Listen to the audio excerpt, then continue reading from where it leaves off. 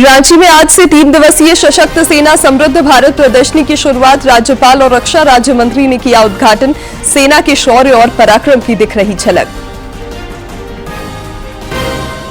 उत्पाद सिपाही भर्ती के लिए 10 सितंबर से फिर से शुरू होगी शारीरिक दक्षता परीक्षा। पलामू के 42,000 अभ्यर्थियों की दौड़ 19 और 20 सितंबर को। झारखंड हाईकोर्ट के कड़े रुख के बाद जेएसएससी ने स्नातक प्रशिक्षित संयुक्त शिक्षक प्रतियोगिता परीक्षा का जारी किया मेरिट लिस्ट। जेएसएससी अध्यक्ष आज किए गए तलब। और झारखंड पर साइक्लोनिक सर्कुलेशन का असर। मौसम विभाग ने अगले 3 दिन राज्य के पश्चिमी क्षेत्रों में भारी बारिश और वज्रपात की जारी की चेतावनी।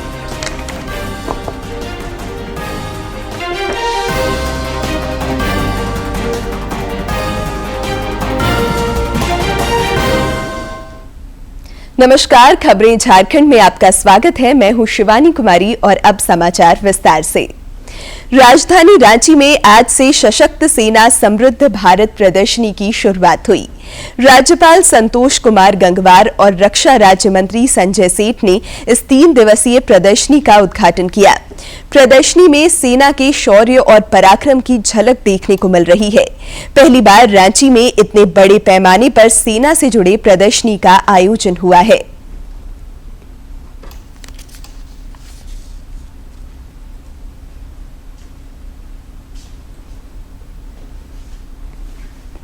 उत्पाद सिपाही शारीरिक दक्षता परीक्षा एक बार फिर 10 सितंबर से शुरू होगी।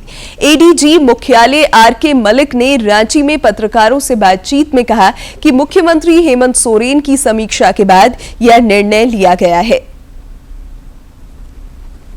एडीजी मुख्यालय आरके मलिक ने कहा कि उत्पाद सिपाही की बहाली के लिए शारीरिक दक्षता परीक्षा 6 केंद्रों पर 10 सितंबर से फिर शुरू होगी।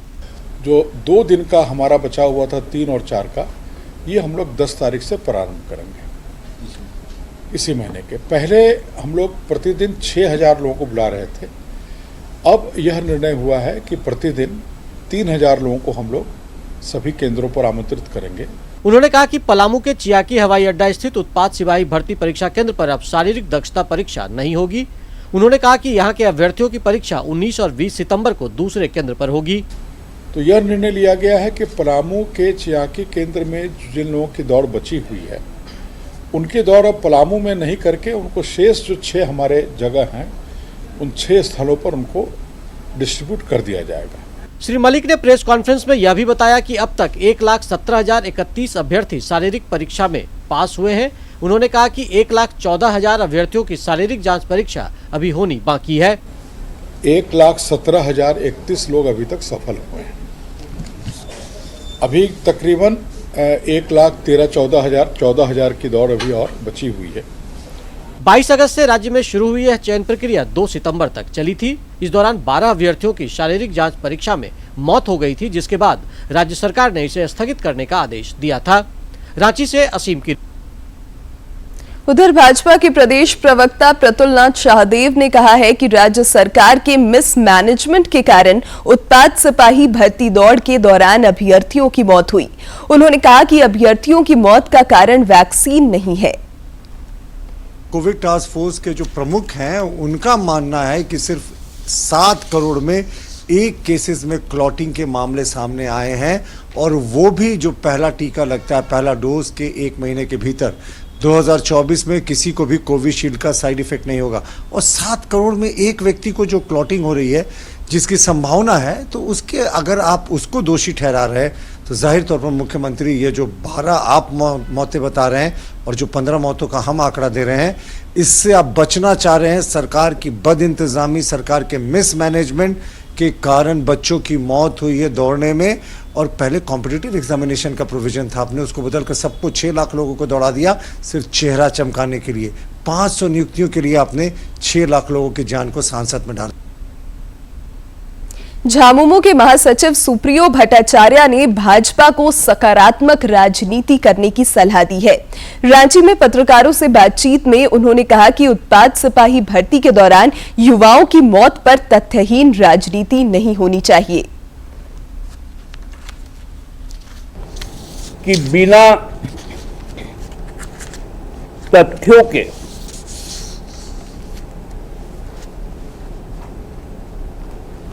जो बातें भारतीय जनता पार्टी द्वारा की जा रही थी,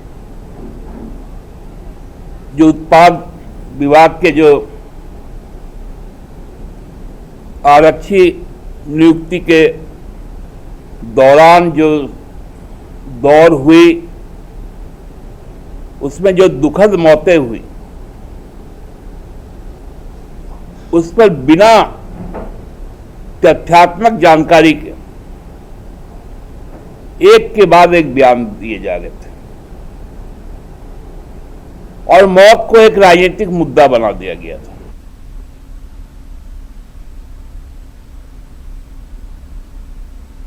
प्रदेश भाजपा अध्यक्ष बाबूलाल मरांडी ने मुख्यमंत्री हेमंत सोरेन को पत्र लिखकर ग्राम सभा की मजबूती के लिए पंचायत प्रतिनिधियों की मांगों पर गंभीरता पूर्वक विचार करने का अनुरोध किया है। पत्र में श्री मरांडी ने लिखा है कि ग्राम सभा लोकतंत्र का आधार स्तंभ है, लेकिन हेमंत सरकार ने उनके अधिकारों को जब्त कर लिया है। बाद में पत्रकारों से बातचीत में उन्होंने इस संबंध में जानकारी दी। पंचायत के मुखिया लोग धरना पर बैठे, भाई उनका जो अधिकार है वो तो आप सपोर्ट कर दीजिए उनको, उसमें आप क्यों कटौती कर रहे हैं?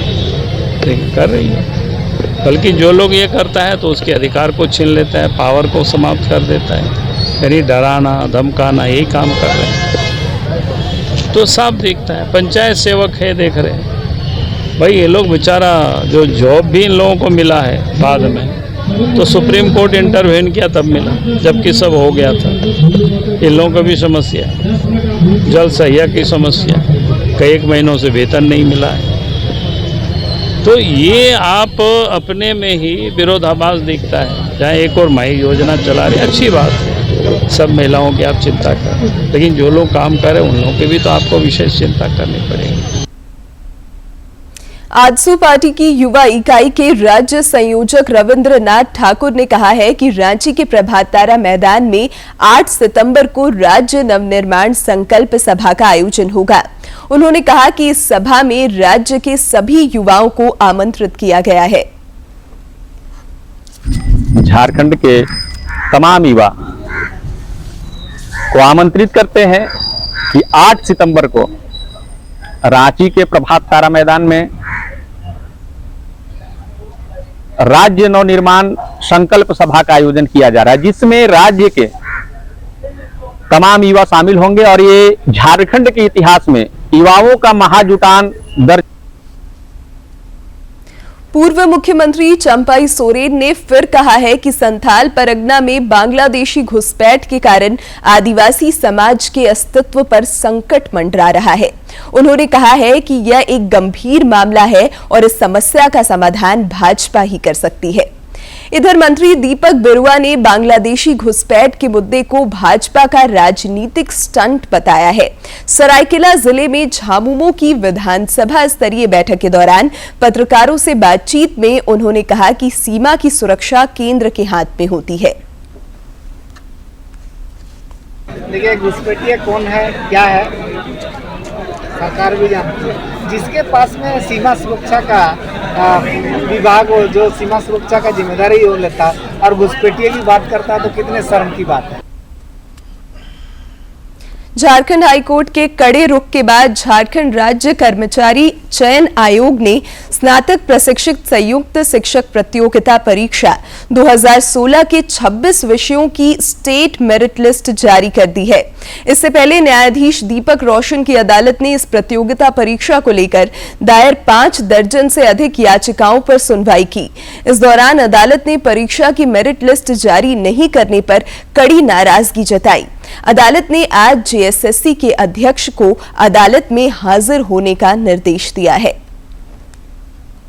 रांची के तमाड़ स्थित दिवड़ी मंदिर में कल हुए तालाबंदी की घटना को लेकर आज आदिवासी समुदाय ने तमाड़ बंद बुलाया है। दरअसल कल सवेरे 5 बजे आदिवासी समुदाय के एक गुट ने पुजारी और पाहन को मंदिर के मुख्य द्वार से बाहर कर ताला लगा दिया था। आदिवासी समूह का कहना है कि यह दिवड़ी मंदिर नहीं बल्कि दिवड़ी दिरी है। तालाबंदी की सूचना पर तमाड़ पुलिस पहुंची और करीब 4 घंटे बाद मंदिर का दरवाजा खोला गया। इस दौरान पुलिस और स्थानीय लोगों में झड़प भी हुई। इस घटना को लेकर आज तमाड़ बंद बुलाया गया है। प्रधानमंत्री नरेंद्र मोदी के 15 सितंबर के प्रस्तावित जमशेदपुर दौरे को लेकर तैयारियां तेज हो गई हैं। इस दौरान प्रधानमंत्री राज्यवासियों को कई सौगात भी देंगे। जमशेदपुर से संथाल परगना को 2 वंदे भारत ट्रेनों का तोहफा मिल सकता है। प्रधानमंत्री यहां से वैद्यनाथ धाम, काशी विश्वनाथ और दुमका रांची वंदे भारत ट्रेन को हरी झंडी दिखाकर रवाना कर सकते हैं। उड़ीसा के राज्यपाल सह झारखंड के पूर्व मुख्यमंत्री रघुवर दास के कल शाम जमशेदपुर पहुंचने पर सोनारी एयरपोर्ट पर बस्ती विकास समिति एवं स्थानीय लोगों ने स्वागत किया। इससे पहले उन्हें एयरपोर्ट पर गार्ड ऑफ ऑनर भी दिया गया। श्री दास आज जमशेदपुर में कई कार्यक्रमों में भाग लेंगे।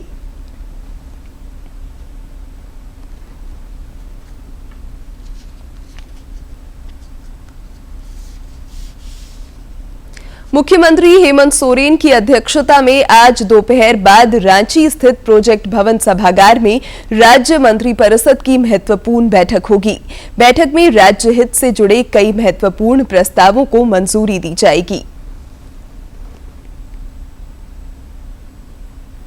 राज्य के कला, संस्कृति एवं खेलकूद मंत्री मिथिलेश ठाकुर ने कल गढ़वा जिले के मेराल प्रखंड के अटौला में 4 करोड़ 9 लाख रुपए की लागत से बनने वाले स्टेडियम का शिलान्यास किया। इस अवसर पर मंत्री ने कहा कि गढ़वा को पहले पिछड़ा जिला के रूप में जाना जाता था, लेकिन आने वाले दिनों में इसे विकसित जिला के रूप में जाना जाएगा।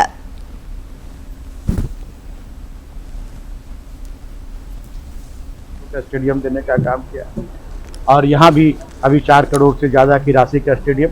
तो पूरी तरह से गढ़वा में पहले लोग रोड, नाली, बिजली, पानी के लिए तरसते थे, वो सारी सुविधाएं अब लोगों को मिल रही है और साथ साथ ये आधारभूत संरचना में भी तेजी से विकास हो रहा है। हर क्षेत्र में मैं कहूँगा कि गढ़वा में पर्यटन हो, खेल हो, कला संस्कृति हो, शिक्षा हो, सिंचाई हो, प्रत्येक क्षेत्र में आज गढ़वा विकास कर रहा है, तेजी से आगे। स्वास्थ्य मंत्री बन्ना गुप्ता कल जमशेदपुर के डिमना पारडी रोड में नवनिर्मित स्पंद मल्टी स्पेशलिस्ट हॉस्पिटल का उद्घाटन करेंगे। स्पंद अस्पताल के मैनेजिंग डायरेक्टर डॉक्टर रामकुमार ने बताया कि हॉस्पिटल में 4 अत्याधुनिक ऑपरेशन थिएटर एवं 15 बेड के आईसीयू सहित सारी सुविधाएं उपलब्ध होंगी। इसके अलावा न्यूरो की सर्जरी की भी सुविधा होगी। Jamshedpur truck trailer owner association ने किराया वृद्धि की मांग को लेकर 13 सितंबर से अनिश्चितकालीन हड़ताल पर जाने का ऐलान किया है। इस दौरान एसोसिएशन के सदस्य झारखंड के अलावा बंगाल और उड़ीसा में चक्का जाम करेंगे। एसोसिएशन की इस हड़ताल से 12,000 से 15,000 गाड़ियों का चक्का थम जाएगा। अध्यक्ष जसबीर सिंह सीरे ने संवाददाता सम्मेलन में यह जानकारी दी। मौके पर एसोसिएशन के महासचिव मनीष कुमार, संरक्षक धनंजय राय, सतवीर सिंह सोमू, प्रदीप शर्मा, बिट्टू तिवारी और रणजीत सिंह मौजूद थे। लेके जा सकती है, लेकिन आजकल रेशमी प्लांट है और कुछ प्लांट है जहाँ रेल टोटल रैक से ले जा रहे हैं, बाय रोड वो लोग ट्रांसपोर्टिंग नहीं दे रहे हैं। और एक तो पाइपलाइन बना दी है, जेएसडब्ल्यू पूरा पाइपलाइन बाय पाइपलाइन लेके जाने का तैयारी कर रही है, उसी को लेके बंदी किया गया था। आयरन और ऐसा हम लोग का कोई भी फिनिश गुड्स है, टाटा स्टील 3 साल का टेंडर होता है, एक रेट रहता है। ये आयरन और ऐसा है जिसमें कोई भी प्लांट वाले हैं, रात को 12 बजे पता चलता है कि आज रेट 900 से 600 हो गया। इसमें स्थिरता लाने के लिए हम लोग एक स्ट्राइक करने जा रहे हैं कि जो भी रेट हो 1 साल के लिए फिक्स। जमशेदपुर शिक्षण संस्थान के कुलपति प्रोफेसर एसके शास्त्री ने कहा है कि ज्योतिषाचार्य का झुकाव तेजी से वास्तुशास्त्र की ओर हुआ है। उन्होंने संवाददाता सम्मेलन में बताया कि ज्योतिष शिक्षण संस्थान में ज्योतिष, हस्तरेखा और वास्तुशास्त्र के विषय में छात्रों को जो भी पढ़ाया जाता है वह सब विज्ञान पर आधारित सूत्रों को अनुसरण करते हुए पाठ्यक्रम में शामिल किया गया है। उन्होंने कहा कि वास्तुशास्त्र का पाठ्यक्रम ज्योतिष और विज्ञान पर आधारित होने के कारण पूरे भारत में इसे एक अलग दर्जा दिया गया है। श्री शास्त्री ने कहा कि इससे यह निष्कर्ष निकलता है कि कोई भी इंसान ज्योतिष के परामर्श को सही ढंग से अपने जीवन में अपनाए तो आगे बढ़ने का मार्ग भी सुगमता से प्राप्त होगा। प्रशिक्षण लेकर के जो बैठेगा, प्रशिक्षण पास करने के बाद जिनको हम लोग समझेंगे कि ये ठीक है, ये समाज को गड़बड़ करने वाला ज्योतिषी नहीं है, तो उसको हम लोग चेंबर प्रोवाइड कर रहा। इसमें एक फायदा ये है। दूसरा फायदा ये है कि उसको तो जगह मिलेगा तो बैठ के कुछ काम कर सकेगा। तो ये भी इस 2024 में यह एक मुख्य मुद्दा। राष्ट्रीय पोषण माह को लेकर राज्य भर में जन जागरूकता पर जोर दिया जा रहा है ताकि कुपोषण को मात दिया जा सके। पूर्वी सिंहभूम जिले के उपायुक्त अनन्य मित्तल ने समाहरणालय से इस सिलसिले में कुपोषण मुक्त झारखंड रथ को हरी झंडी दिखाकर रवाना किया। मां भी आने वाले महीनों में स्तनपान आराम से करा पाती है। अब सही पोषण देश रोशन।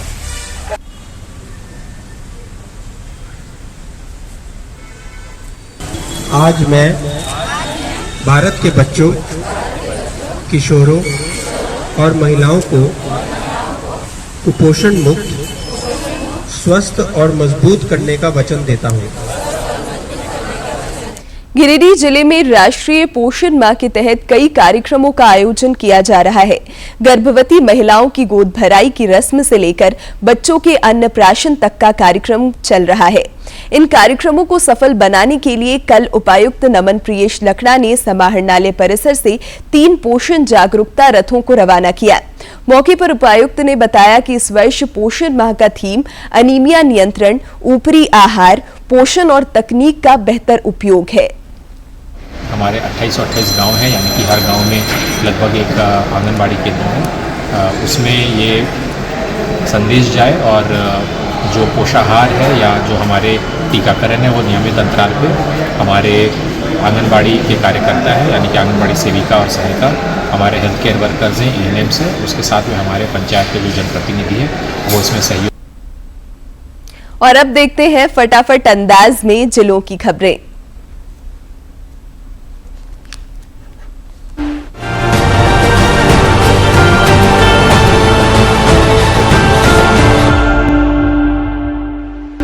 बैटरी चोरी करने वाले गिरोह का दुमका पुलिस ने पर्दाफाश करने में सफलता हासिल की। पुलिस अधीक्षक पीतांबर सिंह खेरवार ने बताया कि गिरोह के 4 सदस्यों को गिरफ्तार किया गया है।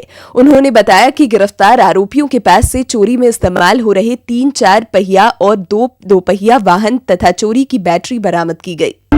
सिविल कोर्ट के प्रधान न्यायायुक्त दिवाकर पांडे की अदालत ने चेक बाउंस में सजायाफ्ता न्यू पुंदाक निवासी विजेंद्र शर्मा की सजा को बरकरार रखा है। अदालत ने विजेंद्र शर्मा की ओर से दाखिल क्रिमिनल अपील याचिका पर सुनवाई के बाद याचिका खारिज कर दी है।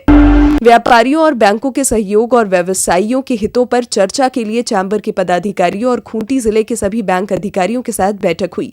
बैठक में व्यापारियों की समस्याओं के समाधान पर विचार विमर्श किया गया। इस दौरान चैम्बर ऑफ कॉमर्स ने कहा है कि जिले के व्यापारियों को प्राथमिकता के आधार पर ऋण मिलना चाहिए। खूंटी के उपायुक्त लोकेश मिश्रा और पुलिस अधीक्षक अमन कुमार ने पोषण जागरूकता रथ को रवाना किया। इन जागरूकता वाहनों के माध्यम से ग्रामीणों को अच्छे स्वास्थ्य के लिए पौष्टिक आहार लेने के प्रति जागरूक किया जाएगा। इस वर्ष के लिए पोषण अभियान की थीम अनीमिया वृद्धि निगरानी, ऊपरी आहार, पोषण भी, पढ़ाई भी और बेहतर शासन के लिए तकनीक का वृहद उपयोग है। गिरिडीह जिले के भेलवा घाटी थाना क्षेत्र के चिलघारी गांव में सड़क दुर्घटना में एक बच्ची समेत 2 महिलाओं की मौत हो गई। इस हादसे में गंभीर रूप से घायल बाइक सवार का इलाज सदर अस्पताल में चल रहा है। स्थानीय लोगों ने बताया कि काफी तेज गति से बाइक चलाने की वजह से संतुलन बिगड़ने से यह दुर्घटना हुई। पूर्वी सिंहभूम जिले के पटमदा थाना क्षेत्र के पटमदा टाटा मुख्य सड़क पर ठनठनी घाटी के पास ईंट लदे एक वाहन के पलट जाने से उस पर सवार 2 मजदूरों की मौके पर ही मौत हो गई। अन्य 2 मजदूर गंभीर रूप से घायल हुए। घायल मजदूरों को आनन फानन में इलाज के लिए MGM अस्पताल में भर्ती कराया गया है। पलामू जिले के तरहसी प्रखंड क्षेत्र के टरिया पंचायत के छेचानी गांव में पेड़ के नीचे बैठी एक महिला की वज्रपात की चपेट में आने से मौत हो गई, जबकि एक अन्य महिला गंभीर रूप से घायल हो गई। उसे इलाज के लिए प्राथमिक स्वास्थ्य केंद्र में भर्ती कराया गया है। रेलवे सुरक्षा बल ने रांची रेलवे स्टेशन से एक तस्कर को 13 किलो गांजा के साथ गिरफ्तार किया है। गिरफ्तार तस्कर का नाम विकी कुमार है और वह बिहार के नालंदा का रहने वाला है। सरायकेला खरसावां जिले के कांड्रा स्थित नरेंद्र नगर उच्च विद्यालय में शिक्षक दिवस कार्यक्रम के दौरान केक और चनाचूर खाने से करीब आधा दर्जन बच्चे बीमार पड़ गए। सभी बीमार बच्चों को इलाज के लिए जमशेदपुर स्थित एमजीएम अस्पताल में भर्ती कराया गया है। लोहरदगा सदर थाना क्षेत्र के एसपी कोठी के समीप स्टेशन जाने वाली सड़क पर अज्ञात वाहन की टक्कर से घायल हुई प्रतिभावान खिलाड़ी मोनिका की मौत रांची के रिम्स में इलाज के दौरान हो गई। खिलाड़ी की असामयिक मौत पर विभिन्न खेल संगठनों ने शोक जताया है। खूंटी के विधायक नीलकंठ सिंह मुंडा ने मुरहू प्रखंड के 4 गांवों में खेल मैदान के सौंदर्यीकरण कार्य का शिलान्यास किया। इस दौरान उन्होंने कहा कि भगवान बिरसा मुंडा की पावन धरती ने कई अंतर्राष्ट्रीय खिलाड़ी दिए हैं। श्री मुंडा ने कहा कि नई प्रतिभाओं को सामने लाने के लिए विभिन्न गांवों में खेल मैदानों का सौंदर्यीकरण किया जा रहा है।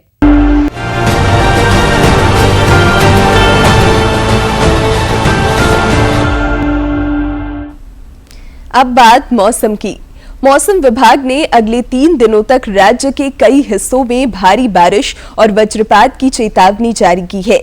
इसे लेकर विभाग द्वारा येलो अलर्ट जारी किया गया है।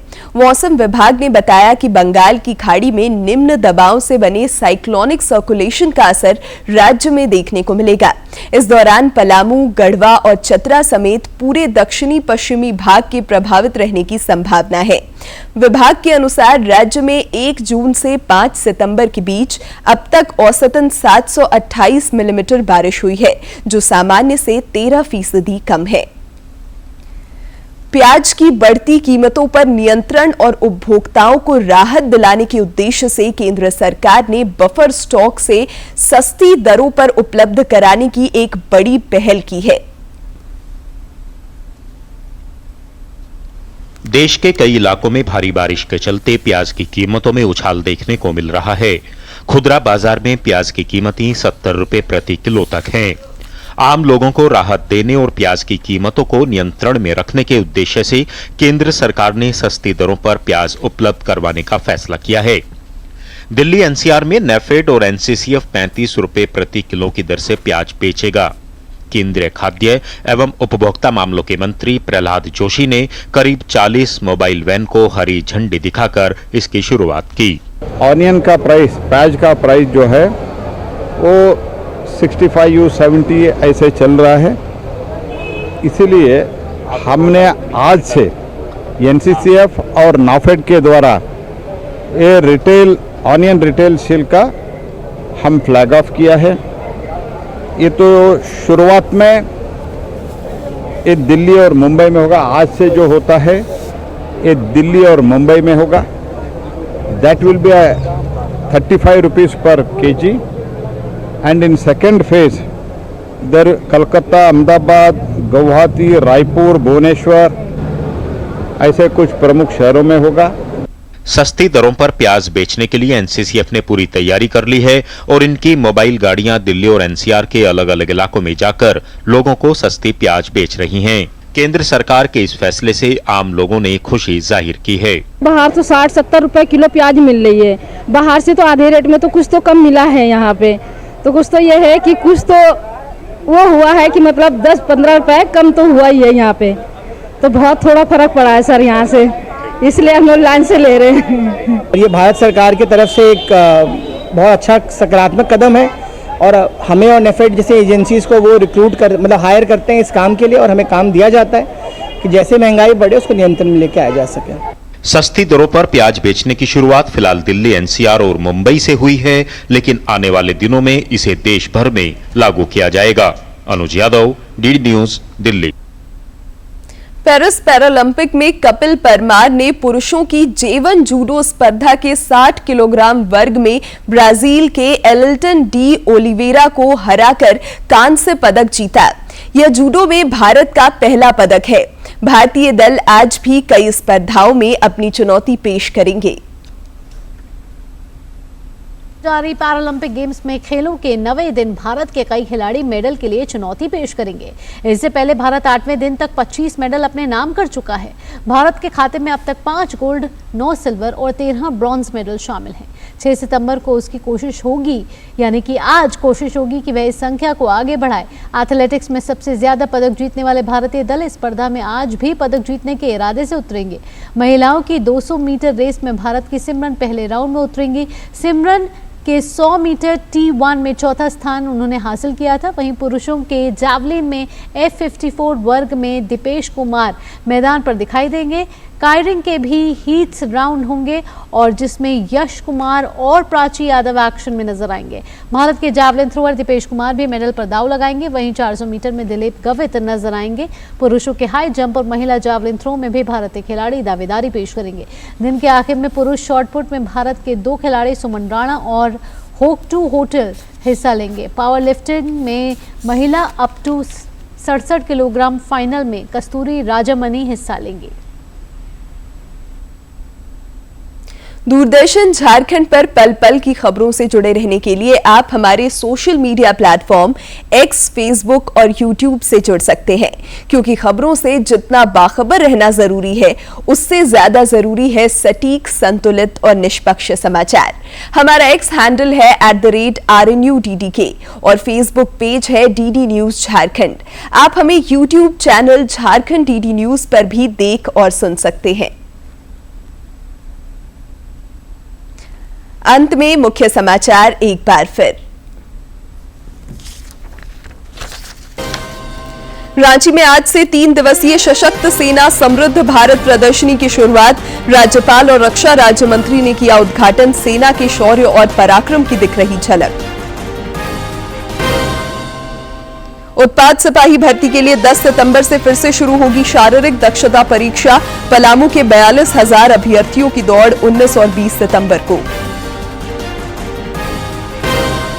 झारखंड हाईकोर्ट के कड़े रुख के बाद जेएसएससी ने स्नातक प्रशिक्षित संयुक्त शिक्षक प्रतियोगिता परीक्षा का जारी किया मेरिट लिस्ट। जेएसएससी अध्यक्ष आज किए गए तलब। और झारखंड पर साइक्लोनिक सर्कुलेशन का असर। मौसम विभाग ने अगले 3 दिन राज्य के पश्चिमी क्षेत्रों में भारी बारिश और वज्रपात की जारी की चेतावनी।